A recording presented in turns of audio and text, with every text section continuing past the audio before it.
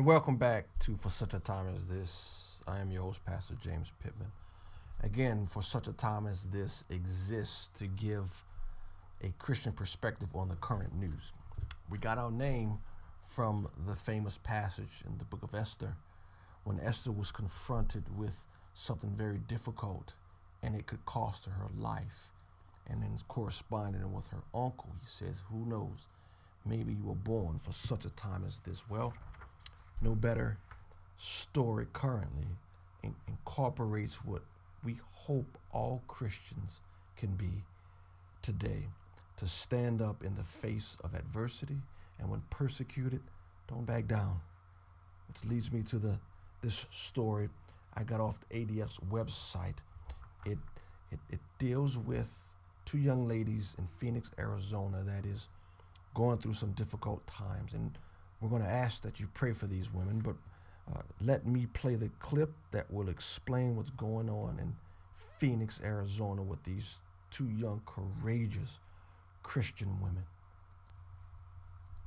This is Joanna Duka and Brianna Koski, owners and artistic team behind Brush and Nib Studio, which specializes in hand-painted, hand-lettered custom artwork for some of life's most important moments. Their passion and mission is sharing God's beauty through their creation with their clients. The city of Phoenix, however, is posing a threat to that very mission. Because of Phoenix's interpretation of its public accommodations law, Joanna and Brianna are required to create artwork that would conflict with their Christian beliefs. They'd also be prohibited from publicly expressing that they can only create art that's consistent with their beliefs about marriage. Every day they're in disagreement with the city of Phoenix, they face the possibility of a $2,500 fine and even up to 6 months in jail, simply because they can only create artwork consistent with their beliefs about marriage.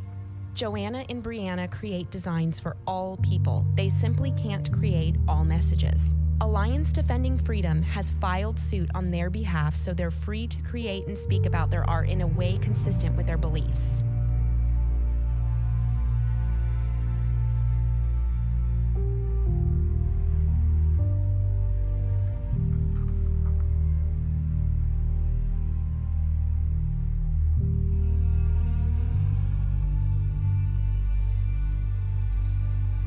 And so I played most of the clip there, which is a publicity piece. On the ADF website, written by Maureen Collins, she gives more details on what's going on. Again, as you saw in the clip, the issue at hand is about marriage. They, because of their Christian beliefs, believe that marriage is between one man and one woman, and they cannot use their artistic talents to create their art for marriages that are homosexual in nature. And while they serve all people, they cannot serve and promote all messages. And any message that goes against their Christian conscience, they will not create. Funny that Phoenix also, not only are they telling these women that they have to make art for messages that they do not believe in, for whatever reason, they're silencing these women from speaking publicly and telling people in Phoenix why they will not comply with this. Not only is it $2,500 per day they're being threatened with, but it seems like 6 months in jail because they will not create art for seems like a homosexual marriage. But here's what they say: but violating their religious belief is not an option for these two Christian artists. Wow, what bravery. What bravery, and it's coming from these two young women in Phoenix who have the mindset of Shadrach, Meshach, and Abednego. King, we cannot control you, and we can't control whether or not you throw us in that fire. But one thing we can control, it's us. And one thing we know is we will not bow to your image. And these women seem to be saying the same thing. We're not going to bow to the image. We are not going to use our artistic abilities to go against or to go for a message that goes against our Christian belief. So it was written, it looks like, on the 21st, which was yesterday, and they said that they were going to have arguments in front of the Supreme Court, which would have been today. So I'm asking,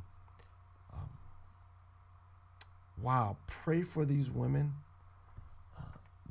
their courageousness, their undying loyalty to the Savior.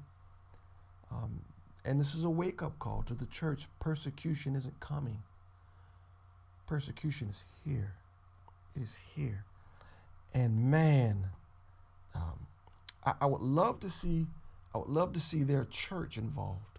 What churches do they go to? Where's their pastor, their elders, their deacons, their women's group, their discipleship group? Where are they? They should be helping these women out, man. And man, it hats off to them. They're very courageous. They need our prayers, but most of all, I think the church needs their courage on a wider scale as we continue to fight the good fight. I'm Pastor James Pittman for such a time as this. Like us on Facebook, follow us on YouTube. God bless, and God bless these women for standing strong.